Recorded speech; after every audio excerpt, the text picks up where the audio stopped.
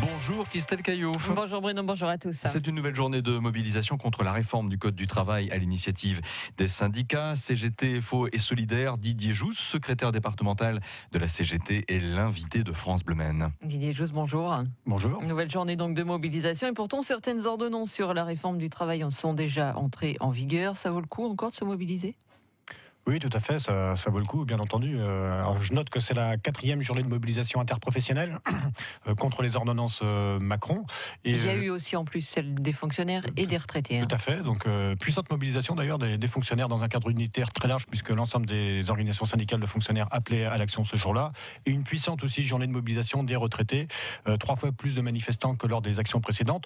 Donc c'est dire que le mécontentement est important et c'est dire qu'il nous faut poursuivre ce travail de mobilisation pour faire en sorte qu'au travers de ce rapport de force, on puisse faire bouger les lignes et notamment faire en sorte que ces ordonnances ne soient pas ratifiées par le Parlement la semaine prochaine. Mais bien entendu que la mobilisation est nécessaire et je note aussi qu'il y a des brèches déjà qui ont été ouvertes dans ces ordonnances au travers de la mobilisation notamment des salariés de la route, des routiers qui, par leur mobilisation, ont obtenu un accord avec le patronat qui permet notamment à ce que sur l'aspect rémunération, ce soit bien la branche qui encadre et non pas des accords d'entreprise qui pourraient justifier du dumping social. Et il y a la même chose d'ailleurs qui s'est déroulée concernant les ports et docks qui eux aussi, au travers de différentes actions, ont obtenu un accord qui là aussi permet à ce que sur l'aspect rémunération et sur l'aspect des congés, ça soit encadré par la branche et non pas par des accords d'entreprise. Donc c'est dire que la mobilisation, non seulement elle est utile, mais elle est efficace. Ça paye branche par branche, peut-être secteur par secteur. La semaine dernière, parallèlement, la ministre du Travail a une fois de plus défendu cette réforme qui va, selon elle, je cite, protéger les salariés, libérer les capacités d'initiative des entreprises.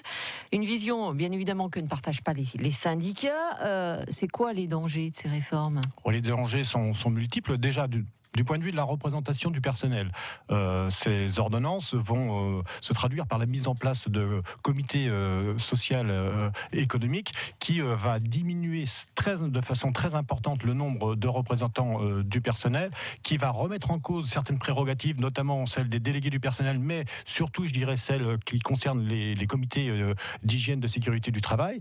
Et ça va éloigner en plus les représentants du personnel des salariés. C'est ce que ne veut pas la CGT. Le plafonnement des indemnités prud'homales en cas de licenciement abusif c'est un véritable scandale. Ça va justement permettre à ce que le patronat puisse provisionner des fonds afin de pouvoir justement licencier des salariés de façon abusive.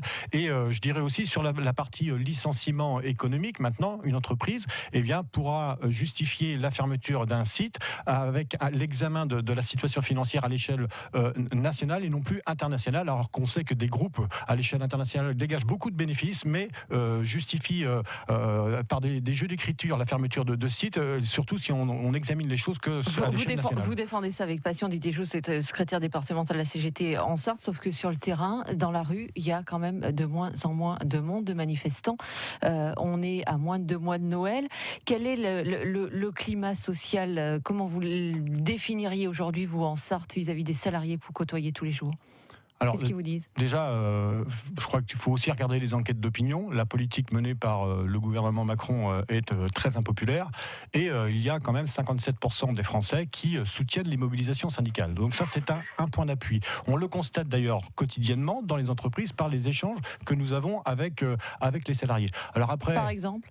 Écoutez, les salariés, lorsqu'on les interpelle, évidemment, ne sont pas du tout satisfaits de leur sort, dénoncent la pression patronale qui est mise... Dans quel secteur, dans quelles entreprises ? Mais dans bon nombre d'entreprises. Je vais vous citer quelques exemples. D'ailleurs, il y a des mobilisations aussi qui se déroulent dans les entreprises. Récemment, il y a eu un rassemblement qui a été organisé devant l'entreprise GoSport du commerce, parce que, une salariée qui a eu le tort de relever la tête, de défendre ses intérêts et ceux de ses collègues, a été licenciée pour faute, pour des prétextes complètement erroné. Il y a un recours au tribunal des prud'hommes qui est engagé. Il y a aussi la mobilisation, il y a quelques jours, des salariés de chez Souriau qui se sont mobilisés très massivement. 300 salariés du premier collège sur 350 sont entrés en grève reconductible pendant 3 jours pour exiger des augmentations de salaire supérieures à ce que prévoyait la direction d'ailleurs qui a été contrainte de lâcher du lest. On a eu aussi les salariés des MMA qui, dans le cadre d'une restructuration visant à regrouper 5 enseignes et de l'harmonisation du du cadre social, mais vers le bas, voulu par la direction, eh bien, se sont mobilisés massivement le 16 octobre dernier avec plus de 200 salariés devant leur siège au Mans. C'est dire que voilà, les choses ne sont... On ne va pas se raconter l'histoire, c'est compliqué parce que ça renvoie aussi à la question du pouvoir d'achat. Et lorsque un salarié se met en grève, évidemment, il n'est pas rémunéré. Mais il y a cet esprit de résistance. Il y a une mobilisation, même s'ils ne sont pas forcément tout le temps dans la rue, dans les manifestations. Voilà. On l'a bien compris.